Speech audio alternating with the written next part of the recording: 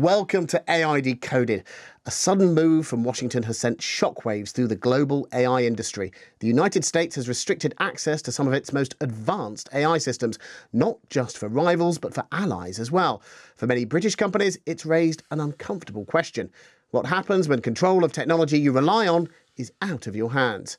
I'm Marc Cieslak, the BBC's AI correspondent, and for one UK startup, that moment has already arrived.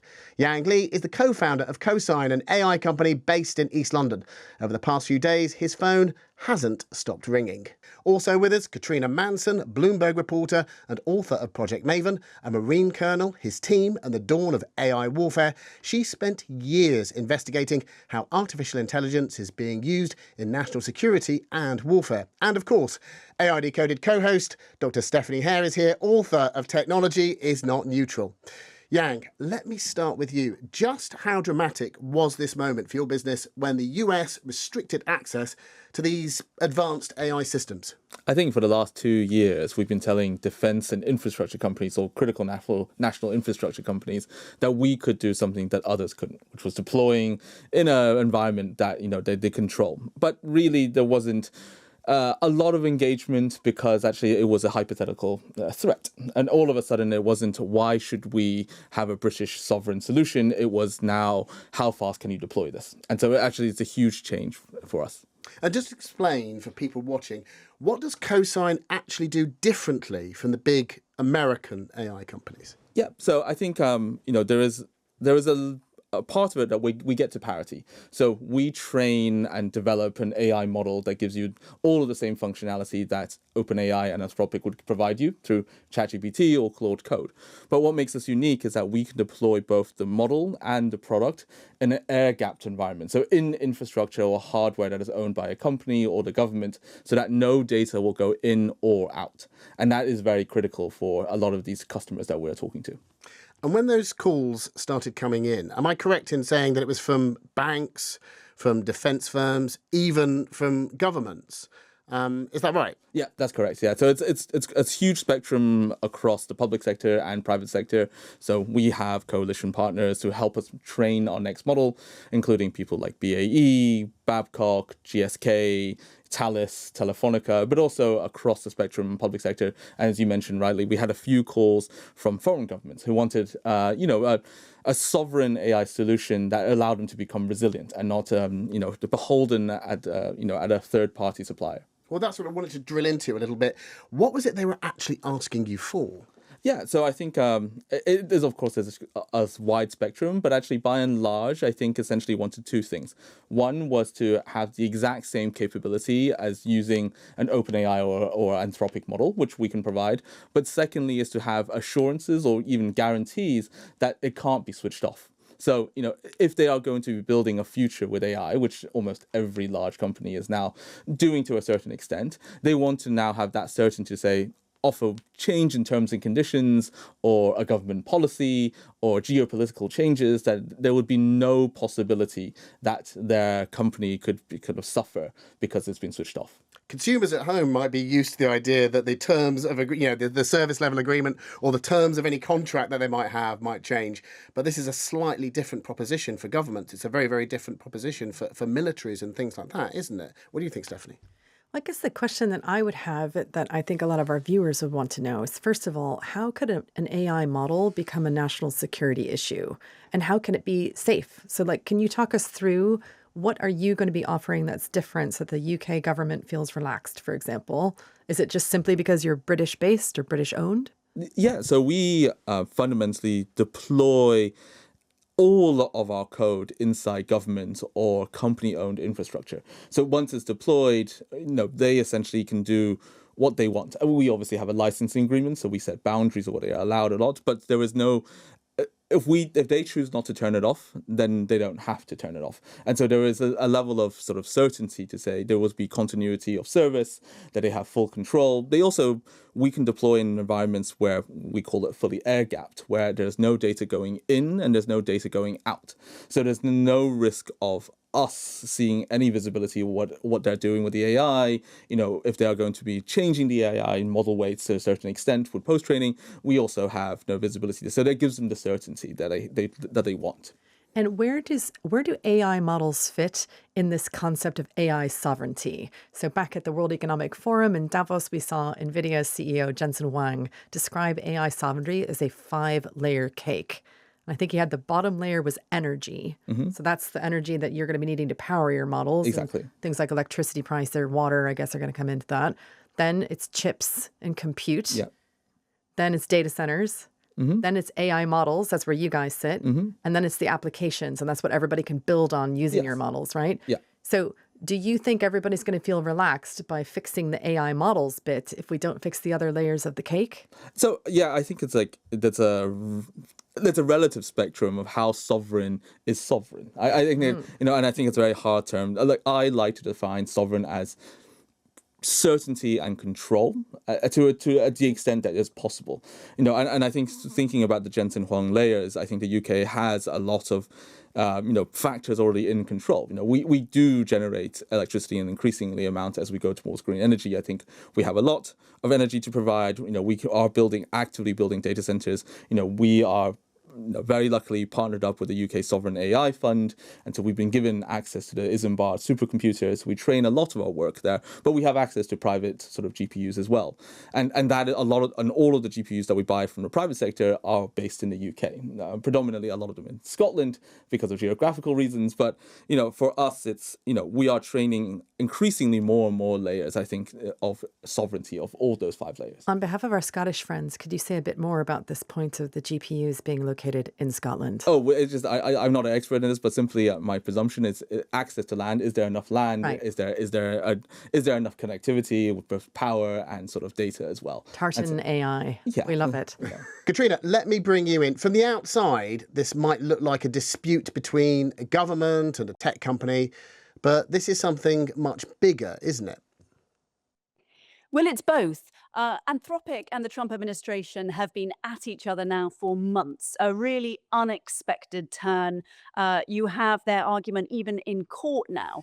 So it's very high stakes for them. And certainly some of the language that the Trump administration has used about Anthropic has suggested this is not just about policy, it's also about politics. You have the president calling them left-wing nut jobs at one point. You have people senior in the Pentagon suggesting that this is about America first, that they're not going to in any way allow an IPO to take precedence. But at the same time, particularly as you've seen the Trump administration soften some of its language, clearly there is much more now at play. And I think that ripple from pulling out those Anthropic models from foreigners, which also has meant Anthropic's own staff, as well as multiple countries around the world and all of America, that policy decision that the administration took has had very broad implications very, very quickly. I think actually it's going slightly further. It's not even they're banning US companies from using their models. It's non-US citizens. Yeah. What I find particularly preposterous is that the senior researcher, Andrei Karpathy, who is not a US citizen, and perhaps the preeminent researcher in AI, cannot use Mythos or Fable anymore. And that elevates that level of like sort of why you need resilience and control even beyond. So this is literally now a national issue and no longer a supplier issue.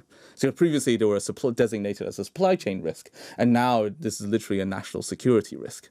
Katrina, what do you think is really driving the US to restrict access to these models? Is it, as you say, it's an economic flex? Well, it's hard to actually untangle it because there is this animus specifically aimed at Anthropic. I mean, that's established. But at the same time, you have had for months now campaigners arguing that there should be regulations on AI, the Trump administration toying with what level of limits they might want to put, what kind of safeguards. You've got the intelligence community saying we need access to the most cutting edge models. And a lot of this in this case comes down to cybersecurity concerns. They are very vague. They've been voiced in an unclear way. Even Anthropic says they don't fully understand what the threat is meant to be. It's some sort of vague potential jailbreak that can expose potentially the US banking system to cybersecurity. Now, threats, which of course, if true, could expose Americans' money to massive cyber threats on a scale never before seen. Katrina, how closely is the US military tied to AI? Can you just explain to us how far this technology is already embedded into the US military machine? The Defense Department has been saying for 60 plus years that they helped develop AI. So it has very long roots. But the moment that I spent a lot of time studying really starts in 2017, when the Pentagon starts something called Project Maven, which is what I've spent my time looking at my book on. And it is an effort to put, as I put it, AI at the heart of how America makes war. You had senior US military officials saying, really from that point on, America should never again make a weapon that doesn't have AI baked into it. Now, getting to that point has been much harder. And as you look at the way Project Maven has emerged, computer vision, which is the tool they were using on a narrow basis, the memo that actually launched Project Maven simply said we should have computer vision rake over drone footage, video feeds that come from drones, because humans don't have the capacity to look at it all, because America at the time was in the middle of what they call their GWAT, the Global War on Terror, and was collecting so much drone imagery, they were only looking sometimes at 4% of that. So computer vision was developed to try and analyze imagery from drones, but it always went much further. And certainly from my reporting, I'm very confident that at least some of the backers of Project Maven always wanted to birth this idea of AI targeting, of finding something with the help of AI, of then establishing it as a target, linking it to a weapon, selecting it, and ultimately shooting it, and reducing what Americans call the kill chain. Stephanie, do you think there's an ethical dimension applying these kind of technologies in the military sphere? Well, I think that's what we're going to be seeing. The United Nations is going to be making a decision or have a vote in September. The General Assembly will gather because a lot of people want to see lethal autonomous weapon systems banned. They just think it's too dangerous.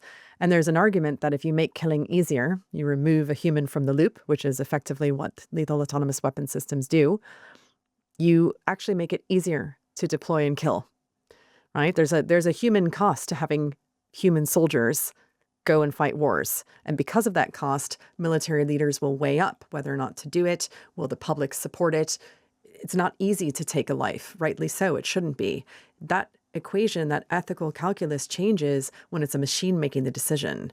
So that's what we need to really establish here is, if and when we get to a time where lethal autonomous weapon systems are used fully without a human in the loop, I'm talking to identify, select, and kill human targets. Who would be responsible for the resulting deaths? Is it the suppliers of the AI and the hardware that goes into the weapons that makes those decisions? And is it the military commander who makes the decision, we're going to deploy a fully autonomous weapon system? And that is where Katrina's book is just groundbreaking. I cannot emphasize this enough. And I'd love for her to tell us about it. Well, she can, yeah. Katrina can help us out on that one. So who bears responsibility when it comes to using these technologies? The US would say it already has policy on this. The human commander always bears responsibility for the decision to apply force to a target. It is definitely going to get more complicated. A commander really needs to be very well versed in the risk they are taking when they decide to use a technology, even if it's to say go off to that area and have something like a kill box, a zone where the machine itself can potentially identify, select, and fire against a target. To understand that sort of envelope of risk is going to get bigger. I have spoken to people who worked on testing and evaluation in the Pentagon of AI, who said, if we want to use this technology, we have to become more comfortable with risk. It is going to fail sometimes. The US military needs to know how it will fail, under what circumstances, what checks and balances AI itself could potentially be drawn on to limit some of those risks, to mitigate them. We have a lot of euphemisms around the military and around, words like collateral damage and appetite for risk and all of these kind of things. But the reality of that is, innocent civilians, people who are not combatants, being injured or killed. The Minab school strike in the recent war with Iran is an example which is under investigation by the US military at the moment. But the notion that the appetite for risk must increase, that surely creates an even greater risk as far as things like war crimes are concerned. It's a really interesting point you raise. So one of the things that experts are looking at is this idea of proportionality. The laws of war are not well spelt out. They rely on judgment even in themselves, but certainly it is not okay to target civilians. You mustn't strike knowingly against those who've surrendered or who are wounded. And the idea is that the firepower you bring to bear must be proportionate. And so, in that sense, intent is very important, and assessment before the decision to use force is also very important. Now, when you start to rely on AI-enabled systems, even if they are selecting targets or identifying targets correctly, you are bringing in a new way of warfare, greater speed, greater scale. And of course, the argument from advocates is also greater accuracy. That can prevent harm, certainly to US frontline troops, to allied troops who are often hurt in war, sometimes by the US, sometimes by other militaries, and to civilians. So certainly that's the advocate's argument. But what happens when you start increasing speed and scale? Maybe this paradox. The more efficient something is, the more you tend to do it. And I have spoken to a military commander, a former military leader, who said to me they feared that rather than afford humans extra time to think, which is the promise of AI, so that they can make better decisions in war, you may have what he described to me as these alpha types in the military who instead decide to make more decisions in war. And so you see a speeding up and scaling, perhaps without the same level of potentially proportional decision making. Yang, from your perspective as somebody who works in AI or works with AI all the time, how do you mitigate risk in circumstances like this where it's incredibly important? Yeah, so I think essentially we use a terminology called assurance by design.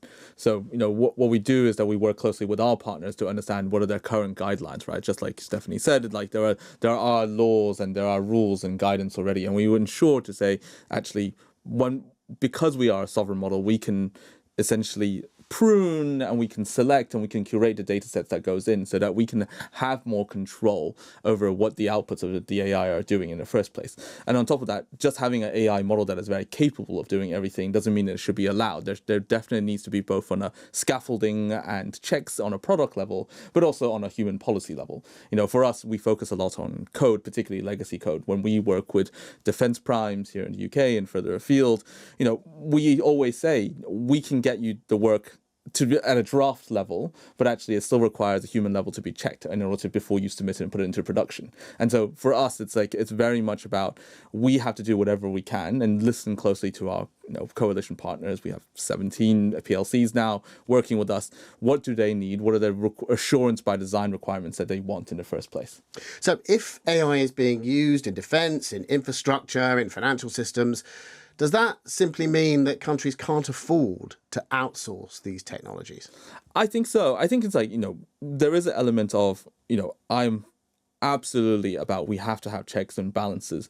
But there is also an argument that our foreign adversaries are going to be accelerating faster and faster and using this against us. And actually having any supply chain risk or having as much of it under your control is to our benefit, both to British society, but also to just a business sort of continuity. So is this the end of the idea that AI can be a global shared resource? I don't think so. I'm an optimist by nature. I don't believe this is the end, but what has shown, particularly with this export ban, is that there is now a precedence. It used to be a hypothetical to say, technically speaking, there could be a law that passes, or it could be an executive order, or, there could be some sort of a force majeure incident that means that we no longer have access to foreign models, foreign technology, or even collaboration.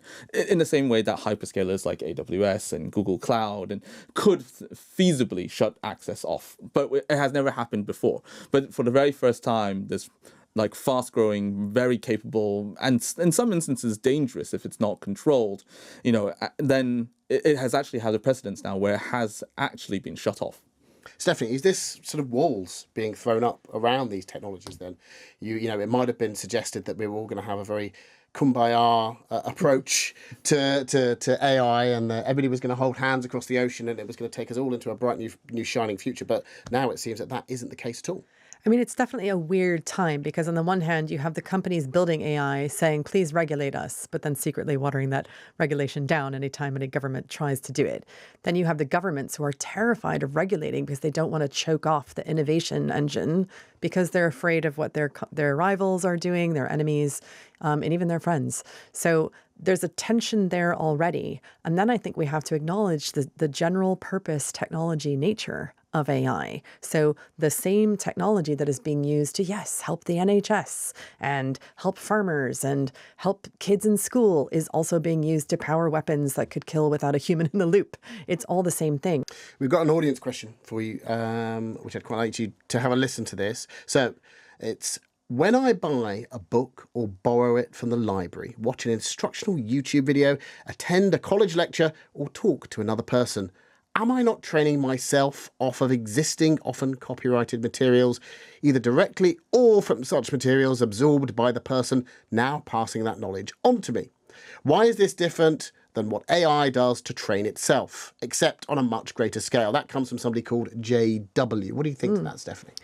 Well, I think part of the answer was a little bit in the question. So when you buy a book, you are acknowledging that you are buying somebody else's time, research, the publisher's editing and production capabilities, etc. And even if you check it out from the library, it's free for you, but actually you're a taxpayer. So the library has in fact bought access to that book, which is why you still have to queue in a line for an ebook at the library, even though they actually could just give everybody the same copy, right? They're licensing them out that way. So on the one hand, yes, there's what's in the sort of cultural collective, right, or the commons, if you will. You can just go and enjoy that. But a lot of things you're paying for at source, and that needs to be acknowledged. And the reason is, and this is from a capitalist perspective, if you want to not just be a good person, is that you need to reward innovators. Innovation is expensive and it's risky. And if people are not going to be remunerated accordingly for their efforts and for their risk, they won't do it anymore. So we have to get that balance right. And you end up with everything just coming down to a certain level. Yeah, and then you just get into AI slop land because you can just do slop for free. Katrina, do you think that we're heading into a more sort of fragmented world of American AI, Chinese AI, potentially British and European AI, all sitting in its own little silos? Well, you've got to listen to what people are saying. You have France saying we need strategic autonomy for AI. I think this is the moment that many countries are going to be scrabbling for the billions needed to train models at scale. And the US is so far ahead in terms of investment, it's going to be very hard to catch up. But you have India, UAE, multiple other countries. You've got France, Germany, the UK trying to do all sorts of things. You have your guest in the studio there who I'd love to hear, how many billions does he need to get parity with the US model? What does that look like? There's an effort at the United Nations to try and ban lethal autonomous weapons, which we discussed a little bit earlier on. Realistically, do you think that that stands any chance of succeeding? We don't know what's going to come out of Pandora's box. And if I may, one of the things the US is trying to pursue right now is voice-controlled, drone swarming, autonomous tech. That would mean I've seen this technology. I've seen it. I've seen it used. I've seen it being tested. Well, that's extraordinary. And the idea that you could have an LLM translate a commander's intent into digital instructions, and that ultimately a weapon could pull off this, targeting something in a zone. I've also revealed in the book that the US is developing jet skis, autonomous jet skis loaded up with weapons. And one was even found on the coast of Turkey. It was smuggled into Ukraine and lost control. That is something that an autonomous weapon could potentially do. And this sparked consternation inside the Pentagon that this program named Whiplash could be found out. It's in the budget documents. It's very much in the intent of where the US military wants to go. Yang, where does this leave the UK? Right now, is the UK sitting behind the rest of the world or sitting behind the US and China? And how quickly does the UK need to move to catch up, as it were? I think there is no sugarcoating it. We are behind. That doesn't mean I'm not an optimist. I think we have all the right ingredients to catch up. I think what British society and Britain as a whole has always been very good at doing is that we don't need to compete in every parameter. We compete in the sectors and the vectors that matter most to us. Like, we have to make sure that we have resilience in the core sectors that matter to maintaining British life. And we have to, control every element that is allowing us to be at least competitive. We don't have to be leading. I would like us to think about sovereignty as not a wall, but think of it as a hedge. It's permeable. There are always going to be certain elements that we have to have partnerships and relationships globally with, but there are certain elements that maintain the structural integrity of our own sovereign AI solutions. Well, that's all we've got time for this week. Please email us at aidecoded@bbc.co.uk if you want the back catalogue. The QR code is on screen right now, and it'll take you straight to the AI Decoded YouTube playlist. Every episode is there, and don't forget, it's also available on the BBC iPlayer. Thank you for watching, and we'll see you next week.